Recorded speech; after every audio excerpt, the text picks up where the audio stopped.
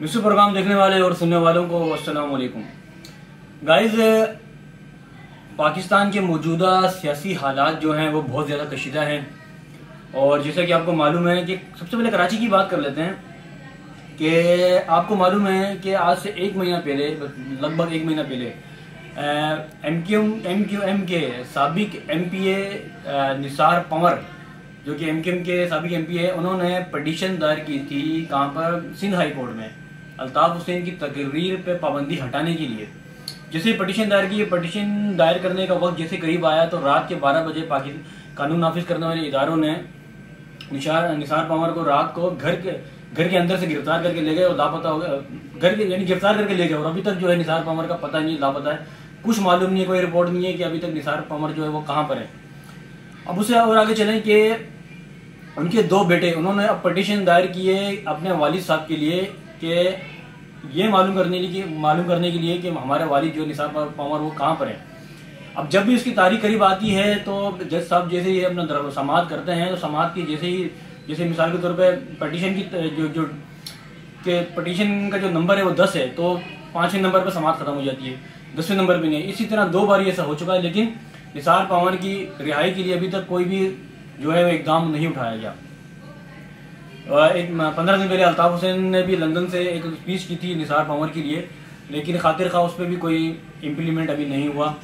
MQM ने काफ़ी जो है इस पर एहतजाज भी किया, कराची में भी एहतजाज हुआ है, लंदन में भी एहतजाज हुआ है, इसके अलावा अमेरिका में भी एहतजाज हुआ है, अभी तक ताल कुछ नहीं हुआ। तो कहने का मकसद ये है कि क्या अब MQM लंदन यानी कि अल्ताफ हुसैन की जो पार्टी है MQM, क्या वो अल्ताफ हुसैन के लिए अब जो जदोजहद कर रही है, क्या इसमें अब क्या पाकिस्तान गवर्नमेंट से कोई मुज़ाकरात इनके चल रहे हैं, या पाकिस्तान की एस्टेब्लिशमेंट यानी आर्मी से MQM के कोई मुज़ाकरात चल रहे हैं इस बात पे कि आया कि आने वाले वक्तों में अल्ताफ हुसैन के ऊपर से पाबंदी हटेगी या नहीं हटेगी।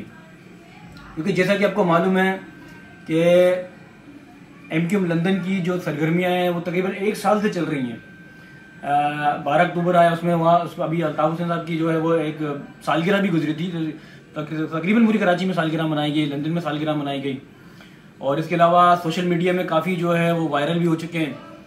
अभी 3 या 4 दिन पहले अल्ताफ हुसैन की एक वीडियो बड़ी वायरल हो रही है जिसमें वो मुतफिका तौर पे एक मजाया के तौर पे जो है वो माफ़ी कह रहे हैं कि हमका भूल गई, हमका माफ़ कर दो। तो वो वीडियो भी काफ़ी वायरल हो रही है, अल्ताफ हुसैन साहब की काफ़ी वो मजाया वीडियो इस पर। तो अब देखते हैं कि वाकई में जो है वो अल्ताफ हुसैन को माफ़ी मिलती है या नहीं मिलती, क्योंकि अल्ताफ हुसैन का ये कहना है कि जब सबको माफ़ी मिल रही है, इमरान खान को माफ़ी मिल रही है, नवाज शरीफ को माफ़ी मिल रही है, सबको माफ़ियाँ मिल रही है, सब वापस आ रहे हैं, तो मेरे साथ ये ऐसा सलूक क्यों हो रहा है? मैंने तो 36 मरतबा माफ़ी मांग ली, तो अल्ताफ हुसैन के साथ इस तरह क्यों हो रहा है? अल्ताफ हुसैन को क्यों नहीं आने दिया जा रहा?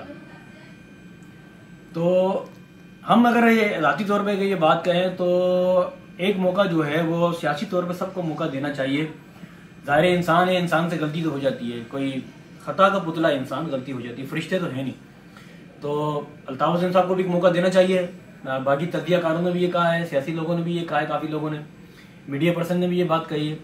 अब ये बात तो हो गई जनाब अल्ताफ हुसैन की। अब दूसरी बात आ जाए इमरान खान के ऊपर कि इमरान खान के असर व खुरूज बहुत ज़्यादा जो है बुलंद तरीन सतह पर चले गए हैं। अभी हाल ही में जो है आर्मी चीफ कमर जावेद बाजवा ने भी इमरान खान से मुलाकात की है। क्या इमरान खान से मुलाकात करने का मतलब ये है कि इमरान खान साहब को दोबारा से रसाई मिल रही है? क्या इमरान खान के ऊपर जो पाबंदियां हैं वो हट रही हैं? PTI की जो जमात है उसके ऊपर से पाबंदियां हट रही हैं?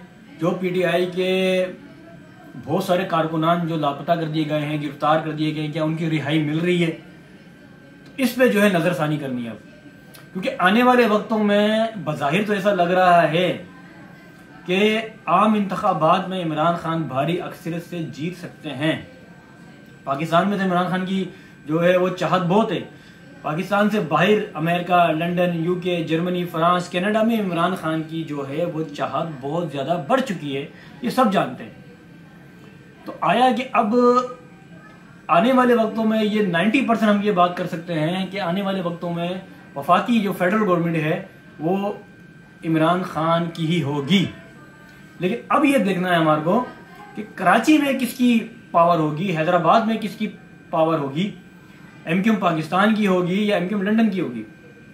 अब देखना ये है, क्योंकि MKM लंदन जो है वो काफी सरगर्मियों में आगे चल रही है और देखा यह जा रहा है कि ऐसा लग रहा है कि अल्ताफ हुसैन के ऊपर से भी पाबंदी हट सकती है, क्योंकि पंजाब हाई कोर्ट ने जो है, इस्लामाबाद पंजाब हाई कोर्ट ने भी जो है वो अल्ताफ हुसैन का शनाख्ती कार्ड जारी करने का हुक्म दे दिया है।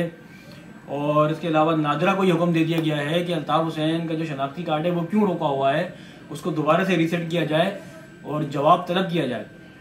अगर अल्ताफ हुसैन साहब का शनाख्ती कार्ड बन जाता है तो जाहिर है डेफिनेटली बात यह है कि फिर सब जानते हैं कि फिर दोबारा से पटिशन दायर की जाएगी अल्ताफ हुसैन की तकरीर पे, कि दोबारा से तकरीर पे उसकी पटिशन दायर की जाए और उसकी तकरीर पे पाबंदी हटाई जाए।